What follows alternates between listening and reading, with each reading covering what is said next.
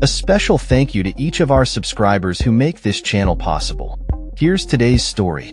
In an alarming turn of events, President Donald Trump has delivered a stark ultimatum to America's European allies regarding the ongoing conflict in Ukraine.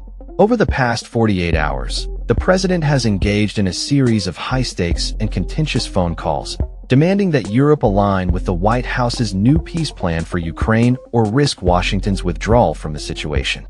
As the war enters its fourth winter, the transatlantic alliance is facing its most severe rift since the invasion began.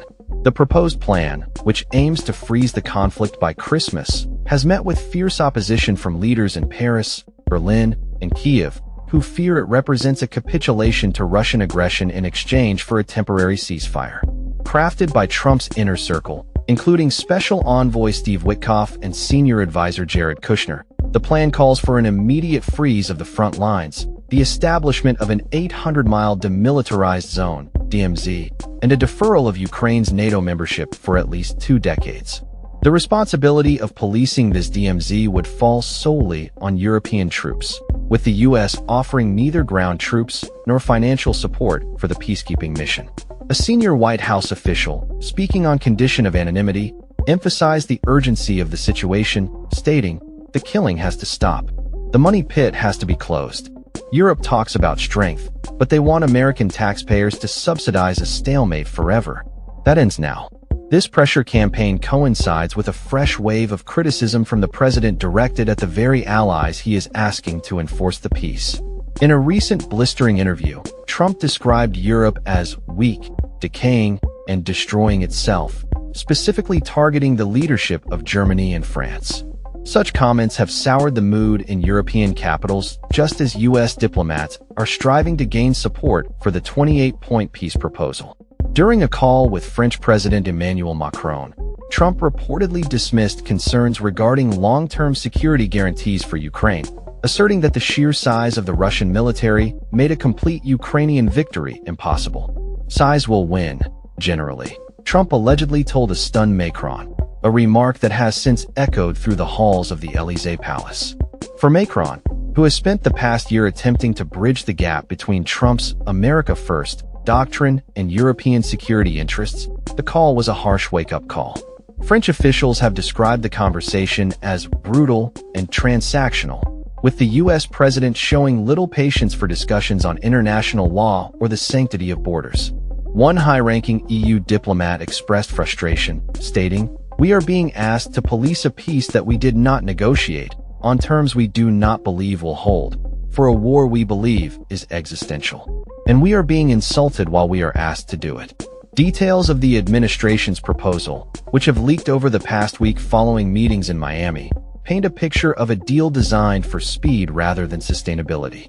The plan includes territorial concessions, accepting de facto Russian control of the Donbass and Crimea indefinitely, while not legally recognizing the annexation. The proposed DMZ would be a heavily fortified buffer zone along the current line of contact, patrolled by European peacekeepers. Additionally, the plan includes a written guarantee that Ukraine will not join NATO for 20 years, a concession long sought by Russian President Vladimir Putin.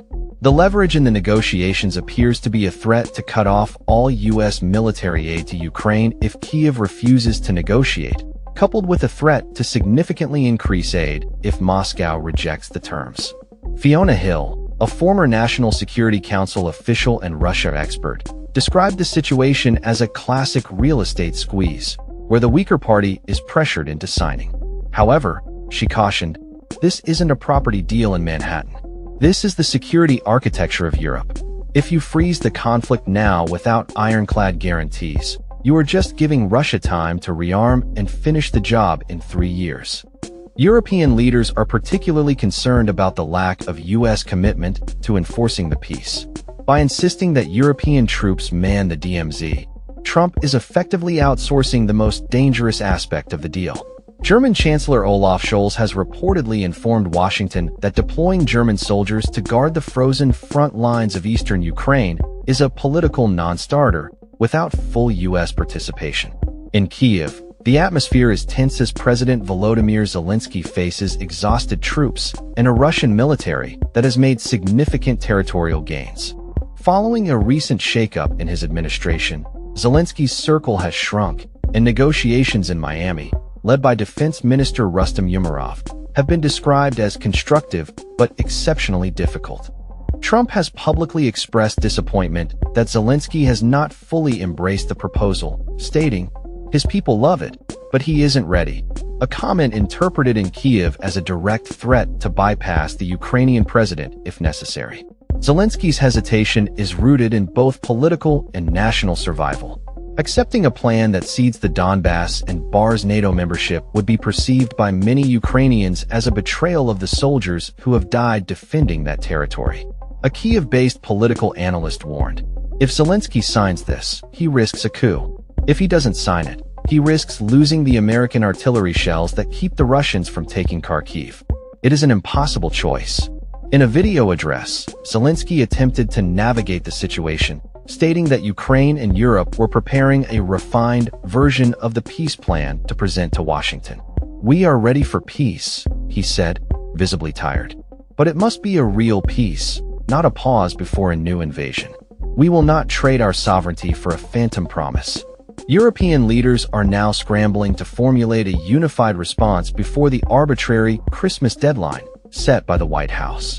British Prime Minister Keir Starmer, French President Macron, and German Chancellor Scholz are coordinating a counter-proposal focused on credible security guarantees.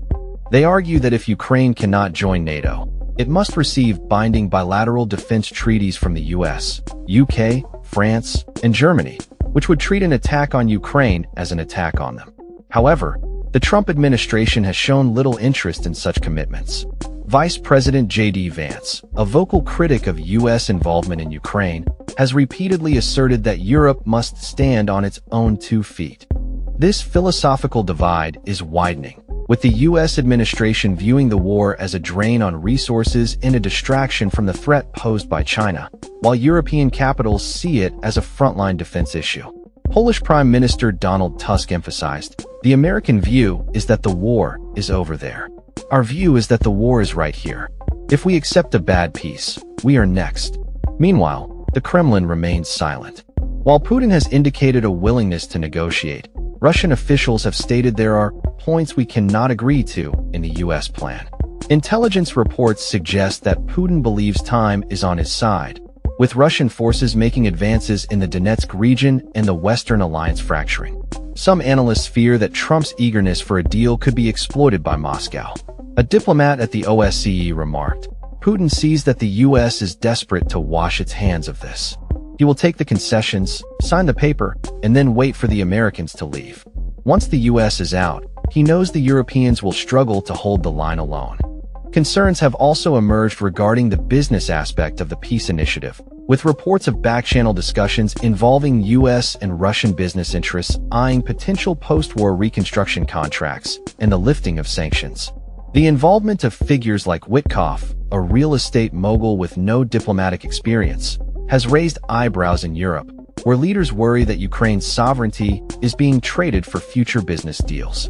As December progresses, the window for a diplomatic breakthrough is closing.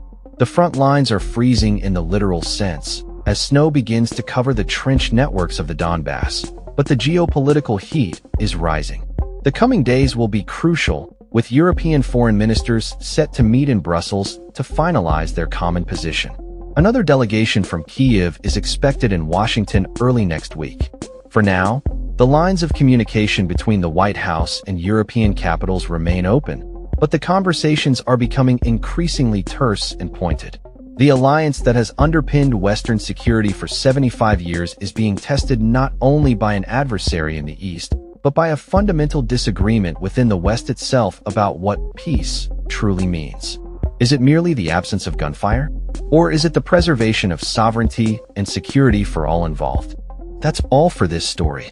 We upload videos every day covering many different subjects, so hit that subscribe button to stay informed. Thanks for watching.